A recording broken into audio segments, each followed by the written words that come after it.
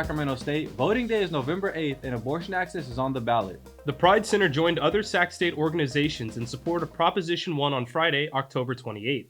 Multimedia editor Chris Hall and multimedia reporter Eric Salgado report on the story. On October 28th, the Pride Center, in coalition with Sacramento State Democrats, Planned Parenthood, and the California Democratic Party, hosted a rally in support of Proposition 1. So today, excitedly, there is a Prop 1 rally happening in less than 20 minutes. Basically going to be kind of support around Proposition 1, which, if you don't know, it'll be giving access to people with the capacity of pregnancy, and also just it'll be giving people in general constitutional state rights to their own bodies and reproductive health care. Yeah, so Proposition 1 is going to be on the ballot for November 8th, and it essentially will, if it is passed, if there's a yes vote on Prop 1, and it is passed, it will codify reproductive rights in the California Constitution. So we won't have to worry about a Republican governor repealing reproductive rights and having our reproductive justice on the line, such as what happened with Roe v. Wade in the entire country. It doesn't matter what your perspective is or your opinion is, but this is a people issue. It's not just like a women's issue. It's about everybody, and it's about access to privacy. It's about making yourself feel comfortable in the healthcare system. And just go out there and vote. Are you confident that Prop 1 will be passed? That's the tricky part, because Prop 1 needs to have 3/4 of a positive to change the state constitution. So I think we could do it, but I'm iffy if it actually will pass.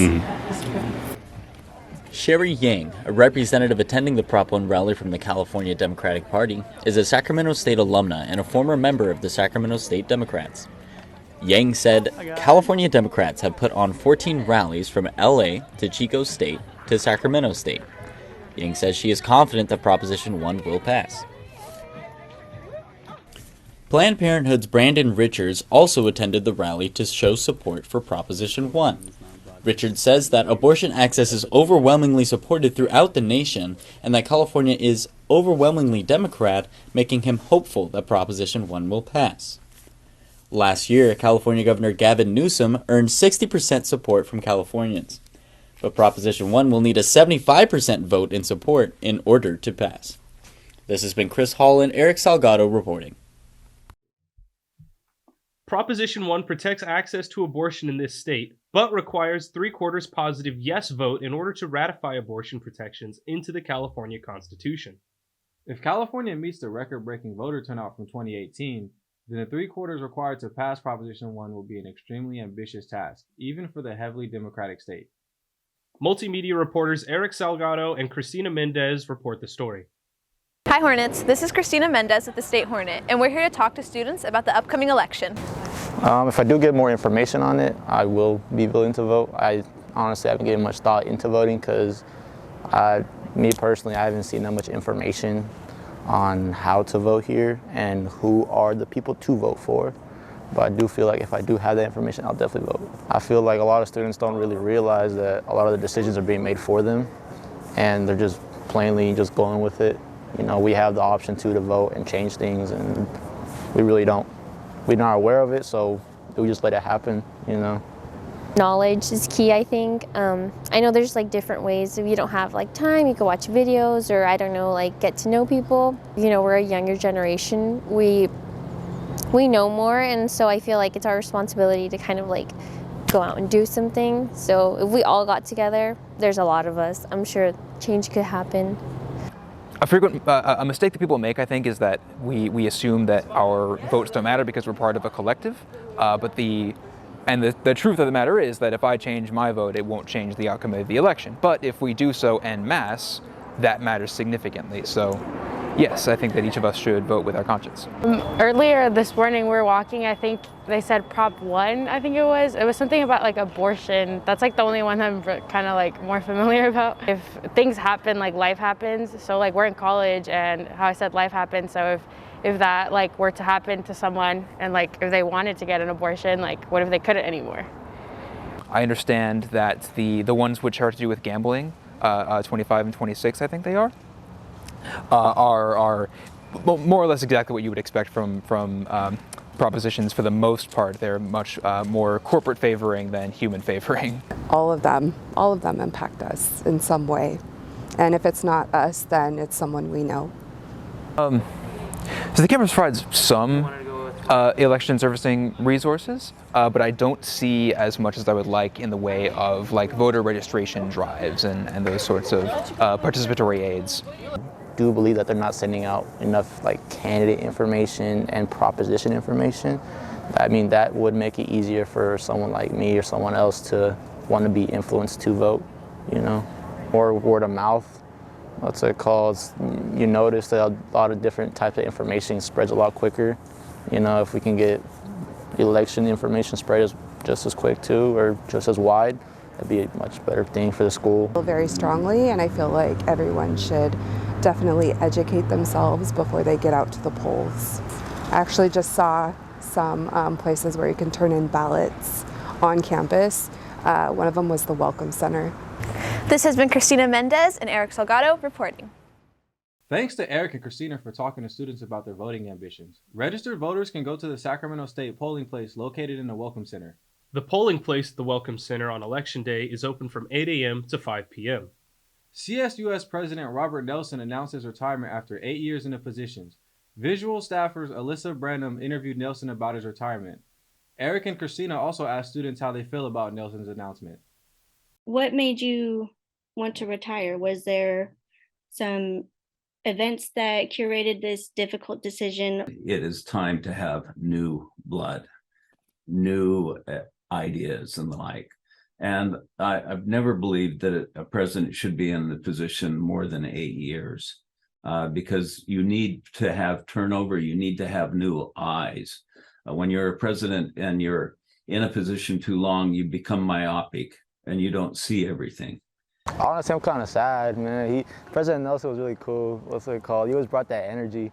He really did bring that energy to like everything, you know, like when he goes to Stinger's Left thing at the end, I had never seen someone be so like energetic and like proudful of putting out a pinky. You know, you got to put up the pinky. He was up there for it, you know, it was cool. I'm happy for him. I think he deserves it. We'll be sad to see him go, but I'm also graduating, so so hopefully the next one to take his place is just as good. Broadly indifferent. The president is a figurehead position as I understand it, and the actual work of policy making and setting and administering happens below that position. So as much as the president can inform things like tone, I don't actually know if he has much discretionary power on his own. What are your hopes for the next president of the university? I hope she or he will continue with the graduation initiative. Today, I learned just a little while ago that we have actually increased it by 212.2%. If you look at the chart, that's all of the universities. Look who was at the bottom of the university at 212, Sac State. In green. In green, farther than any of the others. So, see, that is the question, isn't it? He was party to the distribution of I forget the exact name of the program, but the checks which went out to students, which were a measure of like redistributing wealth. He administered that. He helped administer that, and I imagine he oversaw right before I came to Sacramento State the transition from mostly in-person setting to a mostly virtual setting or entirely virtual setting as was demanded at the time. But to what extent is any of that attributable to him, it's always hard to say. At the end of it, at least it got done. And I imagine if I were to more closely examine those cases, in any given case, that we would find that things could have been done better. But exactly how much was that attributable to Nelsen, it's hard to say. Especially with the pandemic and everything, it's like, who really knows how to handle something like that? You just have to kind of roll with the punches, and I think he did a great job. Is there some sort of like handoff sort of ceremony that you do for a next president coming in? no, you just sit down and talk. You do old-fashioned core dumps. You let him know everything you know, where everybody's buried and where every possibility of doing great stuff is, and you just make sure that she knows what's possible. You said she? she or he? Yes, that is something I would like to see. As a female or a person of color would be great, especially because Sacramento is such a diverse city and our campus is really diverse. That's one thing that I really love about Sac State is the diversity here. Definitely, what's it called? We need to change something, bring in more diversity, more different ideas, you know? Like, yeah, President Nelsen, what is he, white? But it honestly, to me, also doesn't matter. If you have good ideas and willing to change something for the people, go by all means, you know? If that's a woman or anybody by color, bring them in. It could be, what's the right term here? Discursively useful for that to be the case. Strictly speaking, anybody can do that job well, I believe. But to, especially given that Sacramento State boasts its racial and ethnic diversity, it might be helpful to have somebody who comes from a perspective which favors, you know, diversity, which certainly, like, mine, for example, probably doesn't. Not that I or President Nelsen can't understand issues that impact various people at various intersections of marginalization. It's just that probably we don't, as well as somebody with more personal experience. I hope that the person will continue to make sure that our students have enough classes, will continue to raise money for scholarships, will see to it that the anti-racism and inclusive campus plan is fully put into place.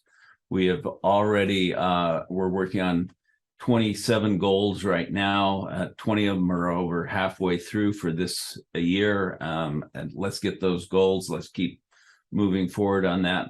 And let's continue to invest in Sacramento, in the Anchor University and community engagement. We're on a good trajectory. And then finally, let's keep winning football, basketball, and everything else. Football is ranked #1. Our soccer teams today played in the tournaments, and volleyball's ranked #2. So let's keep winning. Well, we could probably use more avenues for people to get meaningfully involved in actual politics in the college. I would like to see more of an emphasis on meaningfully changing policy. That, I suppose, is my gripe with everything, and nothing goes far enough in the direction of actually changing policy. What I think would be really helpful is to shift focus toward in a direction where we trust people to have their own fun, and we want to help them through school as best we can, financially and academically. Honestly, probably more school spirit and probably bring more unity to it. I mean, I feel like Sac State, since it's a commuter school, everyone's pretty separated out. They do their own thing, you know, compared to other campuses. And I mean, if we could bring more school spirit overall, Sac State after that would become stronger as it is, because right now, after the pandemic, everything's just so much weaker, you know. How would you describe your experience at Sac State? I love everything about Sac State. I would say that I had the greatest ride that is possible. And I'm an old cowboy, so I can say the greatest ride that's possible. I have enjoyed each and every student government president that met each one of the ASIs. I've loved going in and teaching occasional creative writing class and being there. The graduation ceremonies have been great. Winning the championship from football. I mean, I could just go on and on and on about all of the great things that have happened.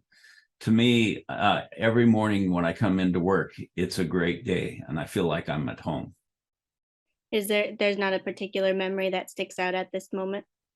I think there was a teaching moment that I had.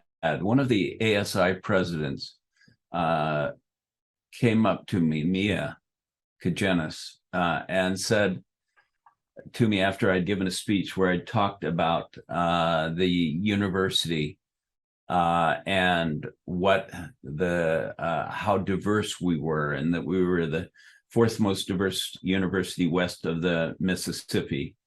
And she said to me, we may be the most diverse, but we're not the most caring. That's where we generated the anti-racism and inclusive campus plan from. That brought that about. It took someone to say, hey, we've got a lot more to do so that our students feel like they belong here. It's the moment that made me realize some of the work that we had to do. And I'm very, very grateful that Mia had the courage to come and say what she said. Tucker, how do you feel about President Nelsen retiring? Thank you. Robert Nelsen will wrap up his career at Sacramento State in July. Keep up with www.statehornet.com for updates on President Nelsen. Thanks for tuning in to this State Hornet podcast, student news without fear or favor.